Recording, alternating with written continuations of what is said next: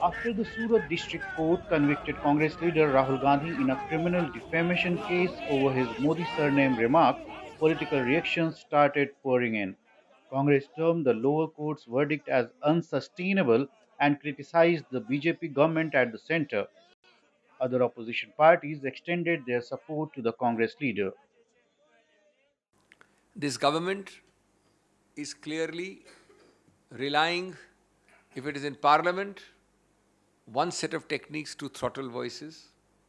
If it is outside parliament, a second set of tactics which in recent times has had an effect inside parliament. So you say something outside parliament and we won't allow parliament to run. The third strategy is to file false, frivolous and vexatious cases to throttle voices.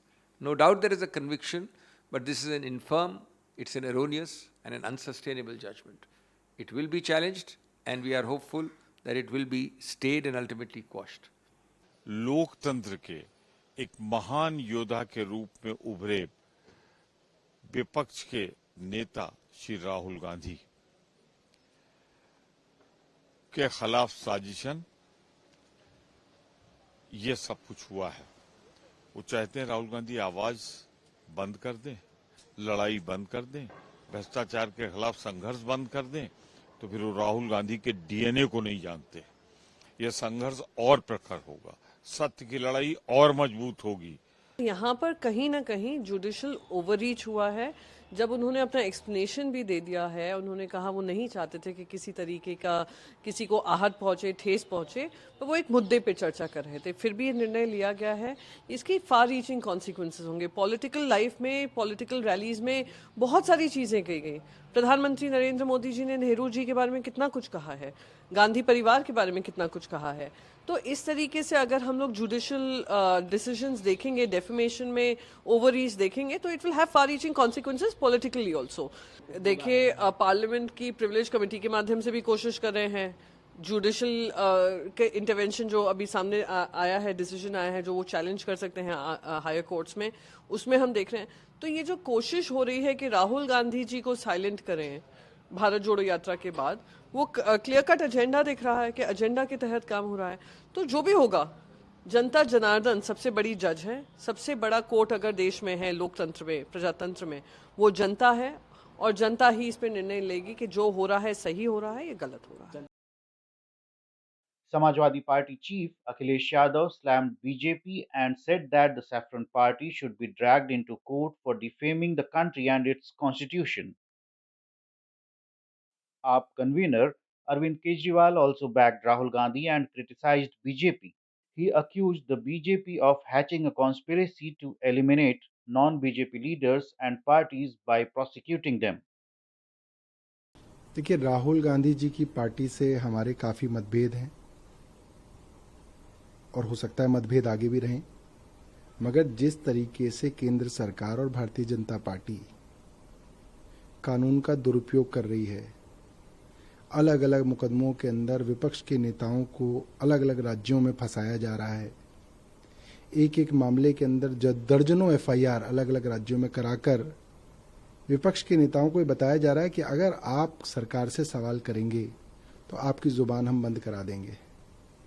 ये ठीक नहीं है। देखिए, defamation के कानून सालों से थे और सालों से और लोग सत्ता में थे। कई राज्यों में दूसरी पार्टियां सत्ता में हैं।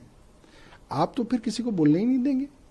आपका तो फिर ये मतलब हो गया कि केंद्र सरकार सारे विपक्ष को और हर विपक्षी नेता जो सवाल करता है उसका जो है कुचलना चाहती है। ये ठीक नहीं है। प्रजातंत्र के अंदर ये तो सबसे मूल बात है कि विपक्ष जो है सवाल पूछेगा। अब आप बाल की खाल निकाल के हर एक के अंदर डिफेमेशन केस बना देंगे, कहीं ईडी भेज देंगे, कहीं सीबीआई भेज देंगे, तो गलत है। मतलब ये तो हमने इमरजेंसी के समय में नहीं देखा जो आज चल रहा है। On the other hand, BJP advised Rahul Gandhi to be careful about the word he chooses. BJP said that he insulted a community. Rahul ji को इस सच्चाई को स्वीकार करना चाहिए कि शब्दों की चोट शस्त्रों की चोट से ज्यादा गहरी और पीड़ादायी होती है, और शब्द जब अनर्गल और झूठे हों तब तो चोट और गहरी और कष्टदायी हो जाती है। इसलिए हमारी कानूनी व्यवस्था में अनर्गल बेतुके आरोप लगाने वालों पर सजा का सीधा प्राविधान है। और मुझे विश्वास है इस न्यायिक आदेश से सीख लेते हुए हम सभी को यह सुनिश्चित करना चाहिए कि सार्वजनिक जीवन में शब्दों की मर्यादा किसी भी सूरत में टूटने न पाए। क्या कहा जाए, एक समुदाय को अपमानित और लांछित करने का जो प्रयास किया गया वो बहुत दुखद है और ये कहीं से भी भारत जोड़ो नहीं, ये भारत तोड़ो का प्रतीक है। पर उससे भी बड़ा अपराध जो राहुल गांधी जी ने किया है, पूरे देश की गरिमा, सार्वभौमिकता और लोकतंत्र को अपमानित करने का प्रयास विदेश की धरती से जो किया है, वो मेरे विचार से अक्षम्य है। हो सकता है यहां पर उन्हें माफी मांगकर कुछ राहत मिल जाए, परंतु देश से तो उनको बगैर शर्त माफी मांगनी ही पड़ेगी। तो एक पंक्ति में मैं ये कहना चाहूंगा कि राहुल गांधी जी राजनैतिक ही नहीं, नैतिक ही नहीं, इस घटना से दिखाई पड़ता है कि न्यायिक यानी लीगली भी अपना आधार खो रहे हैं। He is losing ground both on the political, moral and legal aspect.